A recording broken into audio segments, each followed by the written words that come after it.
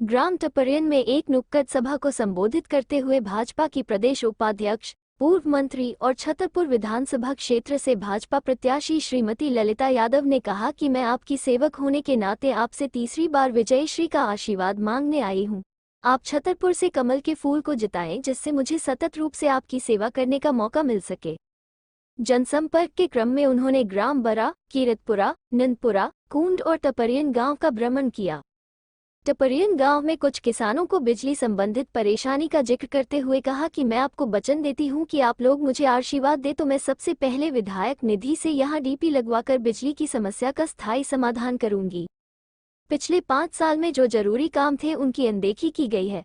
आप चिंता न करें, जिस तरह से आपने पहले भी 2 बार मुझे अपना आशीर्वाद देकर सेवा का मौका दिया और इस बार भी आपका आशीर्वाद मिलने से मैं आपकी सेवा के लायक रही तो प्राथमिकता से सभी काम कराऊंगी। गांव में ही सजाए गए एक देवी दरबार में पहुंचकर उन्होंने माता रानी की आराधना की। यहां उन्होंने छतरपुर के विकास सहित माताओं बहनों के सम्मान में कोई कमी नहीं रखने का संकल्प जताया।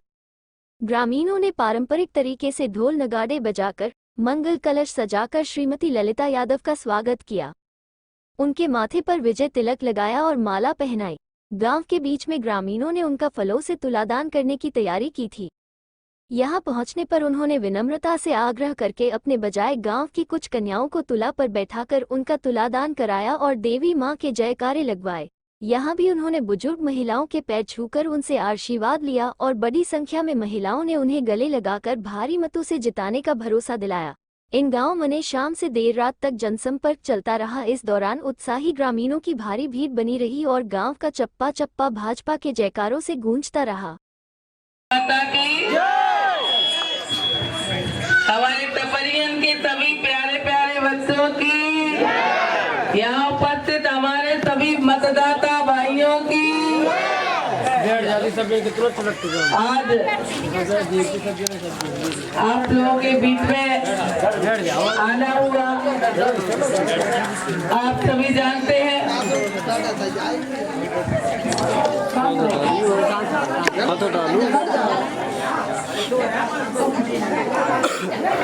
भारतीय जनता पार्टी ने मुझे छतरपुर विधानसभा से तीसरी बार प्रत्याशी बना के भेजा है और जब मैं 2 बार विधायक रही, अभी मोनू ने बताया कि आप लोगों ने मुझे भरपूर सहयोग दिया था और आप लोगों ने यहाँ से मुझे बहुत ही बहुमत से जिता के भेजा था। मैं आप लोगों को बधाई देती हूँ, आपका वंदन करती हूँ, अभिनंदन करती हूँ। आपके आशीर्वाद से मैं 2 बार विधायक बनी, सरकार में मंत्री बनी, आप लोगों का ही आशीर्वाद है। और अब भारतीय जनता पार्टी ने मुझे तीसरी बार प्रत्याशी बनाया है। ये रोरा है, टपरियन है, रोरा है। यहाँ से हम जब चलते थे, जब मैं विधायक नहीं थी, जब मैं यहाँ पर आई थी, यहाँ कोई रोड के साधन नहीं थे। आज हम सीधे रोड, पड़रिया रोड से चलेंगे तो सीधे रोरा टपरियन में आप अच्छे रोडों को मैंने रोड बनाने का आवागमन का साधन मैंने आप लोगों के लिए किया। और कुटी में अंधेरे में रामायण हुआ करती थी, वहाँ लाइट का भी साधन किया।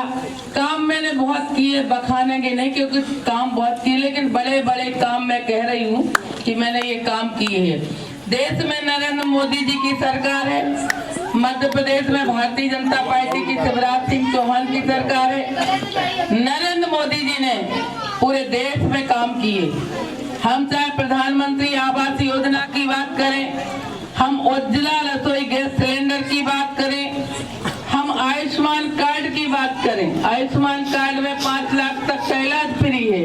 हम जन धन योजना की बात करें, हम बात करें हमारी मातृ वंदना योजना की। शिशु जब से गर्भ में रहता है तब से हमारी सरकार राशि देने का काम करती है। बच्चा होने के बाद तक 16,000 रुपए हमारी सरकार देती है।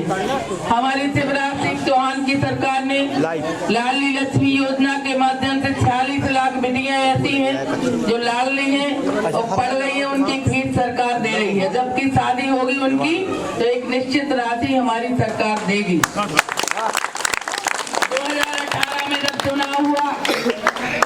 कांग्रेस ने झूठे वादे करे, अभी भी झूठे वादे करे, आपके पास आए।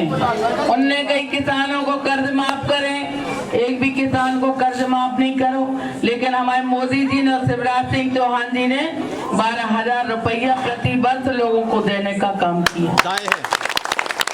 ये झूठी सरकार ने कहा था, वो बन गई थी सरकार झूठी सरकार, कि हम युवाओं को बेरोजगारी भत्ता देंगे। एक भी युवाओं को बेरोजगारी भत्ता नहीं दिया। उनने कहा था शादी में बेटी के लिए 51,000 देंगे, उनने वो भी नहीं दिया। सरकार बनी जैसे ही उनने लाडली लक्ष्मी योजना बंद कर दी। सरकार जैसे ही उनकी बनी, उनने संबल योजना बंद कर दी। हमारी सरकार संबल योजना चलाती थी। संबल योजना में किसी की मृत्यु 60 साल के पहले हो जाए तो हमारी सरकार 2 लाख रुपए देती है, और अगर किसी की एक्सीडेंट में या गाज गिरने से या सांप काटने से मृत्यु हो जाए तो हमारी सरकार 4 लाख रुपए देती है। 200 रुपए बिजली का बिल लगता था। आपका बेटा डॉक्टर पढ़े, इंजीनियर पढ़े तो हमारी सरकार फीस देती थी। और अभी आपको पता है पिछले महीना हमारी सरकार ने सबके बिजली के बिल माफ कर दे कि नहीं कर दे। और अब एक और उनने बहुत अच्छी योजना बनाई, सबकी तो सोती थी, उनने सोची अब हमारी बहनें रह गई तो लाडली बहना योजना बनाई। तो लाडली बहना योजना के माध्यम से घर घर हमारी बहनों को 1250 रुपये मिल रहे, और भाजपा की सरकार बने तो हमारी सरकार 3,000 रुपया हर महीना बहनों को देने को काम करे।